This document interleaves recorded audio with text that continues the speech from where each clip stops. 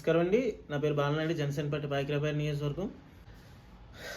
నా వీడియో పూర్తిగా చూడండి, నచ్చితే లైక్ చేయండి, కామెంట్ చేయండి, షేర్ చేయండి మరియు సబ్స్క్రైబ్ చేయడం మర్చిపోకండి. జనహితం మీ బాలనాయుడు ఛానల్.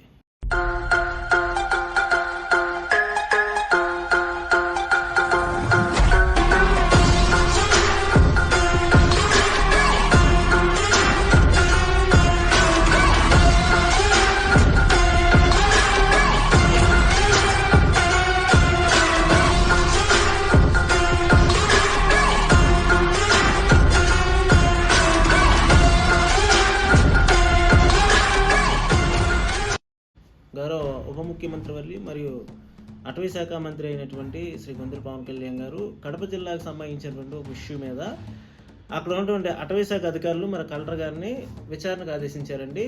అసలు మొత్తం నివేదిక తెప్పించుకుని విచారణకు ఆదేశించి ఆ నివేదిక నాకు అర్జెంట్గా సబ్మిట్ చేయమని చెప్పారు.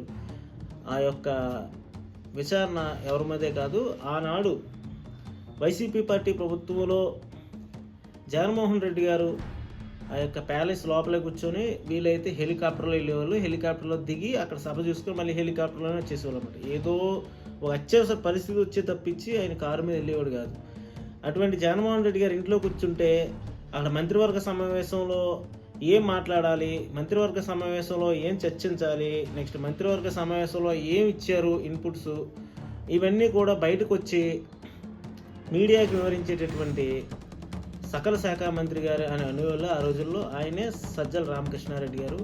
సజ్జల రామకృష్ణారెడ్డి మరియు వారి యొక్క ఇద్దరు బ్రదర్స్, అంటే సజ్జల రామకృష్ణారెడ్డి గారికి ఇద్దరు తమ్ముళ్ళు, అందులో ఒక ఆయన దివాకర్ రెడ్డి, ఒక ఆయన జనార్దన్ రెడ్డి. ఈ దివాకర్ రెడ్డి గారి కొడుకైనటువంటి అంటే తమ్ముడు కొడుకైనటువంటి సందీప్ రెడ్డి అనే వ్యక్తి పేరు మీద అంటే కడప నుంచి కర్నూలుకి వెళ్ళేటటువంటి రహదారి, ఈ రహదారిలో రహదారిని అనుకుని ఒక అద్భుతమైనటువంటి ఫామ్ హౌస్ ఇంచుమించులో 130 ఎకరాల పట్టా భూమాలు కొనుగోలు చేశారు. ఎవరి దగ్గర నుంచో ఈజ్ వెల్ అండ్ గుడ్.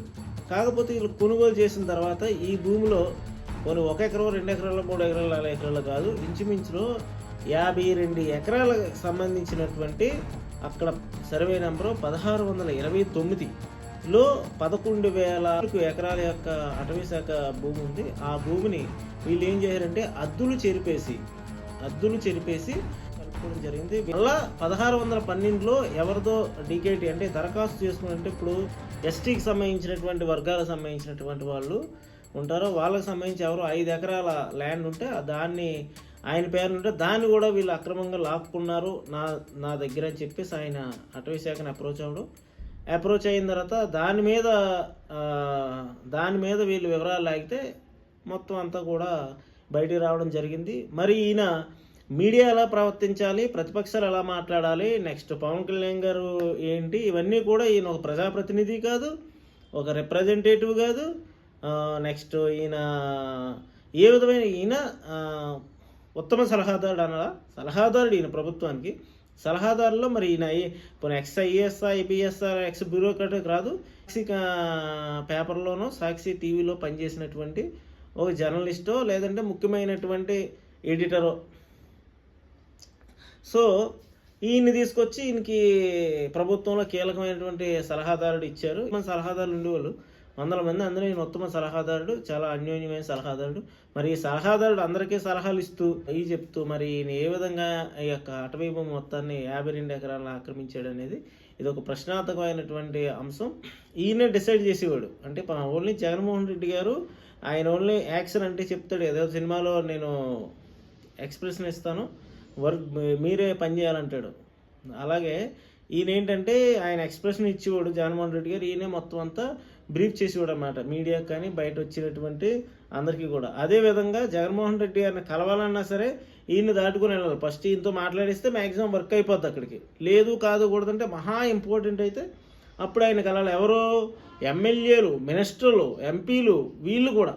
ఆనాటి రోజుల్లో అంత ప్రభావశీలైనటువంటి సజ్జల రామకృష్ణారెడ్డి గారు మరి వాళ్ళ యొక్క సోదరులు కొన్నటువంటి ఈ భూమిని మరి వాళ్ళు కొన్నప్పుడు ఈయన చెప్పాలి కదా, చెప్పి ఎందుకు ఇలా చేశారు, మీరు ఆక్రమించకూడదని పవన్ కళ్యాణ్ గారు ఆ రోజే చెప్పారు. బాగా గుర్తు చేసుకోండి, వీడియో చూడండి. ఇలాగే చేస్తా ఉన్నాను ఒక రోజున, మీ ఇడుపులపాయ ఎస్టేట్ హైవే వేస్తాం ఒక రోజున, కాలం లేవు, మీరు ఇలాగే చేస్తా. ఎప్పుడైతే రోడ్డు వైడనింగ్ చేశారో ఆ రోజు ఒక మాట అన్నారు పవన్ కళ్యాణ్ గారు, మాకు బాగా గుర్తుంది.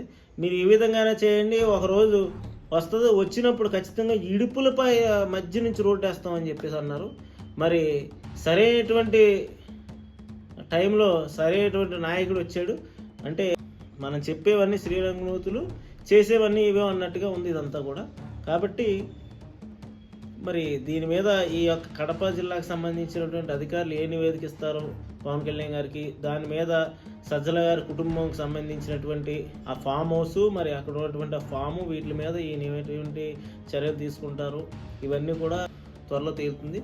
కానీ అదేవిధంగా ఇప్పుడు ఇడుపులపై మధ్యలోంచి రోడ్డు వేస్తారా లేదా అనేది కూడా క్వశ్చనార్థకంగా ఉంది. ఎందుకంటే ఇడుపులపైలో కూడా చాలా వరకు వీళ్ళు ఫారెస్ట్ ల్యాండ్ ఉందని చెప్పేసి ఉంది. కాబట్టి సో చాలా ఆతృతగా మేము దానికోసం కూడా వెయిట్ చేస్తున్నాం. ఎందుకంటే ఎన్ని విధాలుగా ఈ సజ్జల రామకృష్ణారెడ్డి కొడుకు భార్గవ్ రెడ్డి ఆ సోషల్ మీడియాలో అమ్మ, ఆలి, అక్క, చెల్లి, తల్లి ఎవరో లేరు, ప్రతిపక్షాలకు సంబంధించి అందరి మీద ఎంత బూతులు పెట్టించేవాడు, ఎంత హెరాస్ చేయించడానికి ఇతను సోషల్ మీడియాలో వందల కోట్ల రూపాయలు ప్రభుత్వ ధనాన్ని సోషల్ మీడియాకి వెచ్చించి ఈ విధంగా అందరికీ డబ్బులు వేసి వాళ్ళతో పోస్టులు పెట్టించి నాన్న యాగి చేశాడు. ఇప్పుడు వాళ్ళు ఎలాగా శిక్షలు అనిపిస్తున్నారు, వాళ్ళకి ఇంకా ఉంది, ట్రయల్స్లో ఉన్నాయి, అన్నీ జరుగుతూ ఉన్నాయి. అదేవిధంగా ఈయన కూడా భార్గవ్ కూడా తిరుగుతుంది. మరి భార్గవ్ తండ్రి గారైనటువంటి ఈయన సకల శాఖ మంత్రి ఆనాటి రోజులు, మరి ఈయన వాళ్ళ స్వాదంతో చేసినటువంటి ఈ అంశం ఎంతవరకు వచ్చింది అనేది వేచి చూడాల్సినటువంటి అవసరం ఉంది.